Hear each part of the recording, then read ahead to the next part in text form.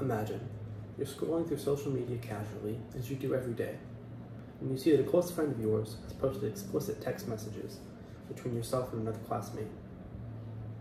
You feel betrayed because somebody that you thought you could trust has just betrayed you. What would you do? Well, I'll tell you what 16-year-old Channing Smith did.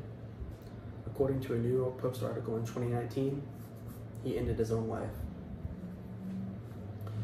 If you can't believe just my words, I hope that you'll acknowledge the plethora of information that will be presented for you in the next 5 minutes.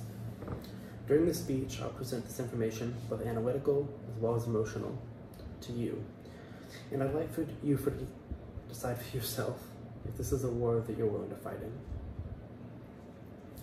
First, I'm going to talk about the anxiety and depression aspect and its correlation with social media.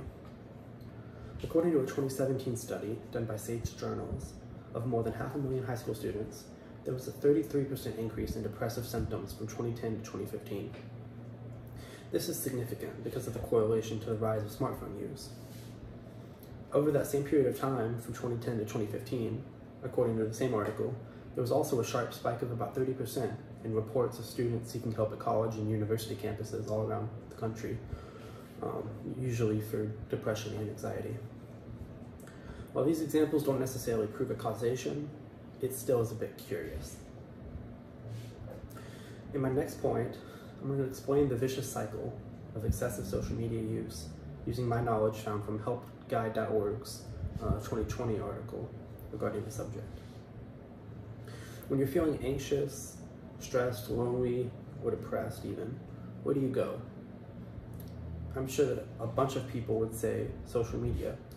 And while it doesn't seem like that bad of a habit on the surface, what you're really doing is setting a precedent that enables an immensely damaging cycle.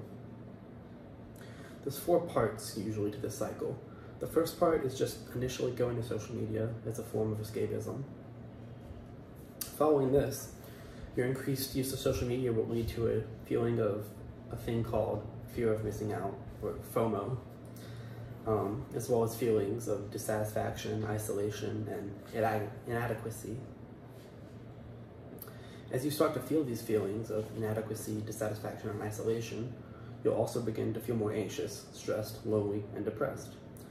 And those, in turn, will cause social media usage to skyrocket. Thus begins the downward spiral of your confidence and mental health. My final point is going to be showing how social media, in several cases, directly leads to the death of innocent people. One example comes from an article posted by Metro.uk in January of 2019.